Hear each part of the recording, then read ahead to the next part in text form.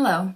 I'll be reading an excerpt of Totônia, originally written in Portuguese by Angolan author Rosária da Silva and translated into English by me, Rafa Lombardino. Totônia is an autofiction novel that depicts domestic violence and the struggles of a woman who tries to get her husband back after he takes a mistress. Both women turn to the Kimbanda religion and resort to spells and superstitions to attack one another, protect themselves, and try to keep a man by their side.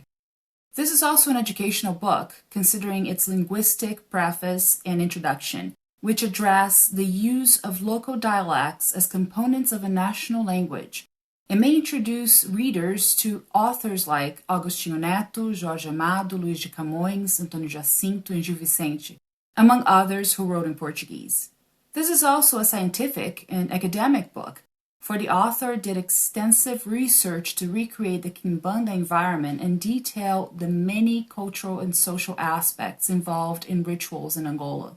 With this novel, author Rosária da Silva has not only combined narrative and poetry, but she also included African terms within Portuguese speech, thus breaking away with Portuguese vernacular and grammar to create an authentic work of excellence that influenced some Angolan authors in the late 1990s, when the first edition of Totônia was published. As a translator, it was a challenge to recreate the 4 levels of speech found in the original book. There is standard Portuguese used throughout most of the book. There's kid talk, with all the phonetic markings of young children who are learning to speak. There is a somewhat broken Portuguese that deviates from standard grammar and spelling to indicate the low level of fluency among characters who speak primarily other languages.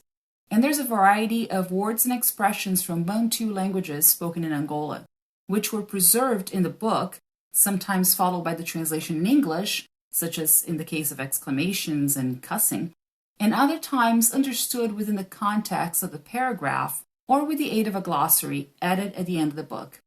Now, here's an excerpt of Totônia by Rosária da Silva. Mama, Papa is here. It's Papa. The children ran out to welcome Queen as he got out of the car. Queen's mom also went out to give him a kiss. Ranjo Maca. Totônia went to Joana's house and caused a commotion, Fefa rushed to tell him. I've heard, Queen said. Only Toto. Followed by the children, Queen went and knocked on the bedroom door. Totônia unlocked it and went back to bed. You had to go get yourself in trouble, didn't you? Can't believe you. You've always been so nice and polite. How could you do such a thing? Your friends are putting things in your head, aren't they? You should find better friends, Toto. Your friends are trying to wreck our home. She was the one who wrecked everything inside there. Old Fefa joined them in the bedroom to chime in. I know, Joana already told me. He hurt Totônia to hear Joana's name on his lips. Toto had never done anything like it, Queen continued, quite nonchalantly. What got into her? It's her friends, Fefa said. She walks around with those friends of hers. Friends come in and out of this house. It's no good. Yes, Mama. It's all because of her friends. You're so used to doing whatever it pleases you, and I never say a word.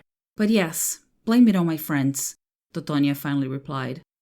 Now I have to go and check the damage you've done there. The damage I've done? Oh, aren't you fresh? You miss her already? Look at you talking back at me. You think you did good? Did you know if the city hall gets wind of it, I can get fired?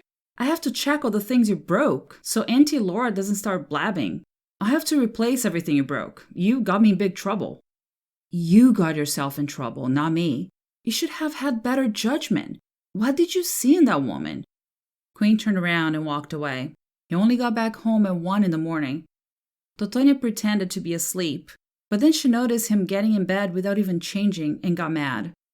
Look at the time. You sleep like that? Isn't it too hot? I'm not in the mood for talking. Let me sleep, Toto. Let you sleep? You expect me to stay quiet while you behave like this? Queen didn't answer. He soon fell asleep, or pretended to fall asleep. At 6 in the morning, sharp, he got up and went to the bathroom. He only had time to brush his teeth. There was a car already waiting outside, honking. He rushed out of the bathroom and went to say goodbye to Totônia. Keep your cool today, you hear me? He said, kissing her on the cheek. Don't go get yourself in trouble behind my back. Quinn kissed his children, who were still sleeping, and left for work. Totonia wanted to get out of bed to fix some breakfast, but she couldn't manage to move. With semi-closed eyes, she just stared into space. Totonia couldn't see anything but dead space ahead. She kept wondering what the future had in store for her. Not only for her, but especially for her children. From there on out, she would have a clear rival. There were 2 women in Quinn's life. Things would have to be divided between 2 homes. Quinn's love would be shared. All the affection he had once shown her would now be cut in half. So far, Quinn had been doing everything in secret, but now it was all out in the open. What a tragedy, she thought. Instead of making things right, I only made it worse.